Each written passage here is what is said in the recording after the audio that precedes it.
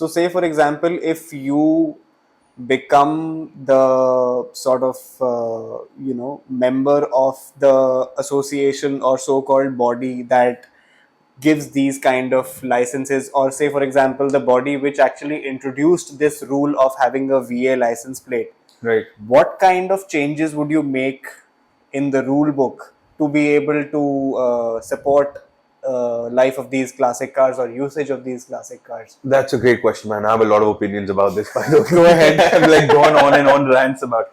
So the thing is, like around the world, there's something called as or MOTs. Like in the UK, you have these MOTs. You studied in the UK, so you understand what I'm saying. So every year you take in your car for fitness. So that applies to modern cars. What's the full form for MOT? I'm sorry. I'll have to check it up, man. We'll have to check it up. Okay. So basically, what it is Essentially a fitness certificate. it's basically a fitness certificate wherein they'll check your suspension, your tires, your engine, your everything. So whether your car is roadworthy or not. Got it. And that is a decent amount that one has to pay. Yeah. But you can drive these cars for as long as you want. And there are certain these fitness or these special permissions that you can get for these cars all around the world. Got it. We need to introduce something like that in India, that you get a special registration certificate wherein we'll pay road tax every year if that's required for these cars. Because I can speak for the whole community as such. None of these people will mind paying a yearly road tax, provided we're allowed to use the cars every single day. Yeah. Because the joy that these cars will bring to you, these modern cars can never bring. Not at the price range these cars are coming at. Right. And if we do introduce those rules and regulations, you will see a lot more younger generation getting into it. Like right now, you're aware of these cars. How we got to know each other is because I pulled up in the car, and the first person I spoke to were you, and you're like, finally a real car arrived here. You know, I still remember yeah. that. So most younger people don't know that. Okay, it's a great poster car for them, but how many people will actually get into it? And people talk to me all the time, oh, this is a great car, this is a great car. But how many people are actually getting into, wanting to buy an older car? Like you said, you have a Gypsy. Yeah. Now, how many people do you know who will understand the craze of a Gypsy? Like I understand my dad's day, it used to be the car, man, having a Gypsy. Even when we were growing up, man, the Gypsy was the coolest car that one could get. Now people just don't get it. So they don't understand it's a dream come true to own one of these cars today. Yeah, absolutely. Whereas, because you used to just fantasize about having one of those cars, and now that you own it, exactly the spec that you want, it's a dream come true. So the newer generation don't understand. So I feel a lot will bring up the culture if these cars are made legal to be driven in Delhi NCR, because they're legal all over the place. They're legal in Bombay. You look at the Bombay scene, every Sunday you will see all sorts of cars pull up. You look at down south. There's this kind of a rule in Bombay that you can get it. You can drive them. There is no fuck-all rule like this. There is no NGT rule of 10, 15 years there. The issue with Delhi and Chandigarh is that this rule, this 10-year, 15-year rule, is not coming from the automobile industry or the ministry. Got it. It's coming from the NGT, which is the National Green Tribunal. Right. Now an environmental agency taking decisions about automobiles, it sort of baffles your mind, because then if you're taking decisions on automobiles, then you should be looking at factories that are polluting, industries that are polluting, Absolutely. all sorts of things. Absolutely. And this has only been, this rule has only been forced upon four-wheelers. Because four-wheelers and two-wheelers both, like it or not, the government makes the most amount of money on tax on new cars. Right. If you're buying a 50 lakh rupee Fortuner, out of that 30 lakh rupees the government is earning. Fair point. So for them it's a plus. Right. Now, you don't see them stopping old buses, old trucks, old autos. Exactly. They are not being taken on the road, and they're equally as polluting. More CNG taxis. More CNG polluting, taxis. yeah. You see them billowing smoke throughout Delhi roads, but nobody will stop them because CNG ka sticker hai. Correct. So, some things need to start making sense. It really needs to be done, something like that. Either you make it the same rule for everyone throughout the country. True. Then, okay, it'll hurt, but it'll hurt less because everyone's following the same rules. Why it's only being chastised for 2-3 markets who have higher spending capacities is out of my thought process right now. That why are only we being subjected to these rules? Correct. I feel Delhi NCR was the test market for this particular rule, and that's when they moved. Now they're moving to Chandigarh with the same thing. And they're suggesting that this is the way we will reduce pollution. Whereas there are a lot of other measures that one can take to reduce I pollution. don't think cars are really, they hold a very minuscule percentage of the pollution. And how many of these classic cars are actually polluting? I can put it down on paper today. Take my car for a fitness. It'll pass Exactly. the fitness and Do it'll a pass it fitness test, better. yeah. It's in a better state than most of your government vehicles Yeah. that are being used by government officials. One thing I want to know, I'm very keen on knowing, is what would be your next build that you're looking for, or the next machine that you're planning to. So I am moving towards older cars now. Now that once you get into restoring cars and get into classic cars, you want to move towards the American classics because we're big guys, man. We're big boys. So we need something that's size appropriate for us. So we want a nice American coupe, something with a V8 or something. And if we can't find one, we'll build one. So we have something in the works right now. We're thinking of building a resto mod American car. Let's see how that goes. We're yet to acquire that. We have about 7-8 cars in our inventory right now, that I personally own. And I think I mentioned 3 of them: the E30, the E34, and the Isuzu Coupe. Other than that, we're doing a 1973 Datsun 160Z tribute car, which is most probably the only 120Y Datsun in the country. It's a hatchback, which is like a fastback. Got it. And so the 160Z used to be this South African market car only. So finding parts for that specific look and model that we were going for was very, very, very tough. But I had to travel all the way down to Thailand, get someone to overnight the parts from Japan and get them for me, and then hand carry the parts back here. But once the car's done, I feel it's definitely going to be worth it. So that's one of the cars. Then we're planning on building a Morris hot rod. But we want that to be a completely localized build. So the base chassis, the engine, everything we want to take from Indian cars. And so that it's a project that most people can think of doing on their own. Maybe get like a Jeep or a Gypsy chassis, get a Maruti engine or something, and just do it up with local parts on the cheap. So that, because we want to build a community here. We want other people to also want to, aspire to do this, and it should be accessible for most people. Yeah. So you will see most of our builds are not very high or expensive cars. It's because we want to show to people that you don't need to spend a lot of money to get into the classic car game or the classic car culture. Right. Well, so that's one of the cars that we're working on. Then for my birthday this year, I bought myself a car.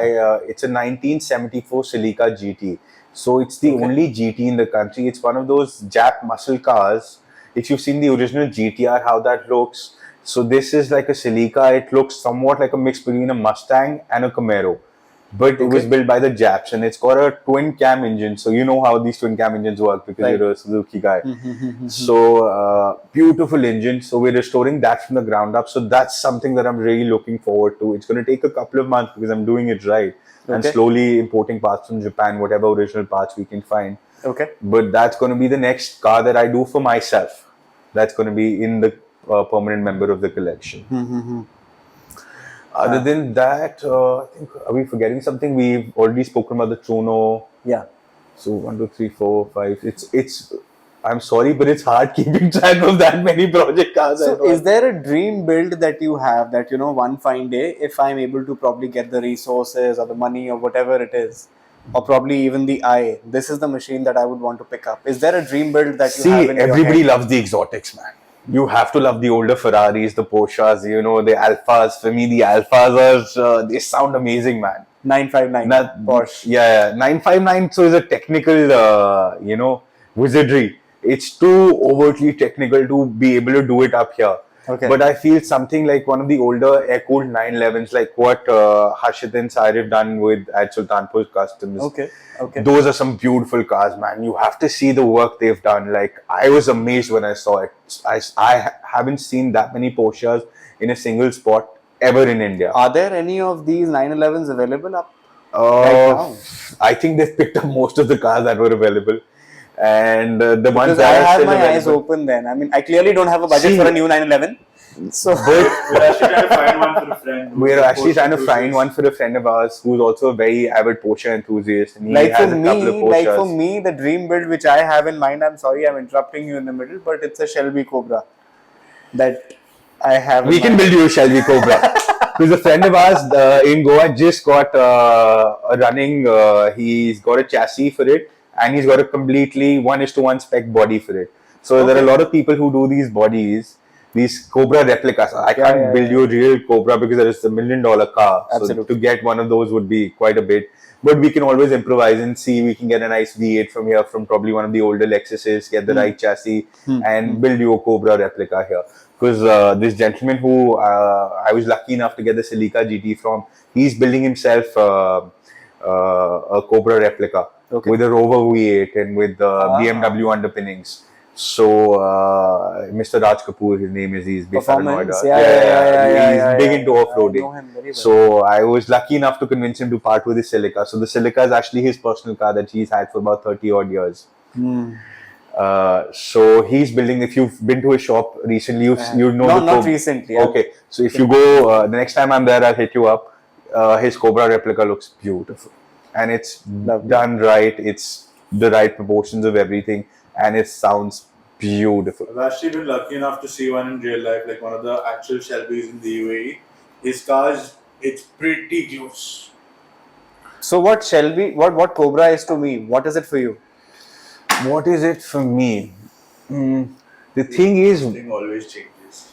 the thing is that when you have this hobby, or I'd say an addiction now, because it's become like an addiction, you can't pin down on one car that you want. So there is, if I tell you that this is like an older Ferrari, an older Dino is something that I like, and it could be I want a Dino also, I want an air-cooled Porsche also, and I want an Alfa Romeo also. So I can't possibly put it down on one of these things. But I'd say for right now, what we're looking at, we're trying to do a nice American V8 build, something that we could drive more often legally in Delhi NCR, a nice American V8 coupe. But in the long run, something European, man, something that's that we could pass down to generations within our family, something that's worth holding on to. And I feel the E30 is somewhat a car like that. The Celica GT is also a car like that. So something European, because we're missing that. Okay. Something exotic. If we are lucky enough to find something, because a couple of years back I was offered a 996. I don't know if you're aware of Porsche generations, but it's the one that's got like the fried egg lights. Yeah. So I was lucky enough to be offered a 10K done car only, which was a manual, and a Carrera 4. So it wasn't a 4S, it was a 4, the 4-wheel drive, but it was a manual 6-speed. But this is right after I sold the E46 Coupe. Okay. But it was at a price range that wasn't viable at the time, because we were already in the process of starting a new business between me and my brother. So that's been one of the regrets, that one should have bought that, because it was a beautiful driver's car and they're very nice. You can do them up very nicely. So I'd say a Porsche is something that I'm looking at, and probably getting a modern fast car also into the collection, because we do like our cars fast. So getting that as well. Nice, nice. So on a lighter note, I'd like to end this now, because I think we've been speaking for a very long time. And probably in another video, I would love to, because honestly, I have just that night been able to come across your BMW E30 and the white one which you showed me the other day at the workshop. Right. I would love to sit in front of those cars and then make you talk about those cars, because I'm sure there's a lot more detail and a lot more weight in those cars, spiritually speaking, that you'll be able to talk about once if I put you in a chair across those cars and make you talk. Definitely. We'll make a plan soon. We've done up the space. We're just finishing up on how we wanted to look and getting our cars there, because our cars are all around the city now. So getting that into the space there, and we'll do a podcast session there. We'll just sit down. We'll get some friends across from different parts of India and just sit down and talk cars. So the idea is getting a nice podcast going there, sitting down with a bunch of car nerds and just talking cars all the time. We should. And to end this conversation, and I would like to say that being a logistics guy, I'm definitely going to make you sit across Nitin Gadkari, and you have to convince him for this new law for classic cars. I'd be love to hear, because this is within my capacity. That much I can do for you. Make you sit in front of him. If you can get me an opportunity, believe me, I'm going to pour my heart out. And this is something I'm very. I He feel also very happens to be a passionately car about. enthusiast. You can just probably drive by him in the E30. I think if we take him around in the cars for long enough, we can get him. We can get a change of opinion, or maybe get some sort of special plates or something like that. I'd be very grateful, man. If something like that could be done, that would solve most of our issues. To be very honest. I think I better be serious this time now. Yeah. But chalo, it was a pleasure talking to you. No, it was lovely Thank speaking to you. so Yeah. much. And we Thank need you to so sit down much. again soon. Thanks a lot, bro. Thank you so much.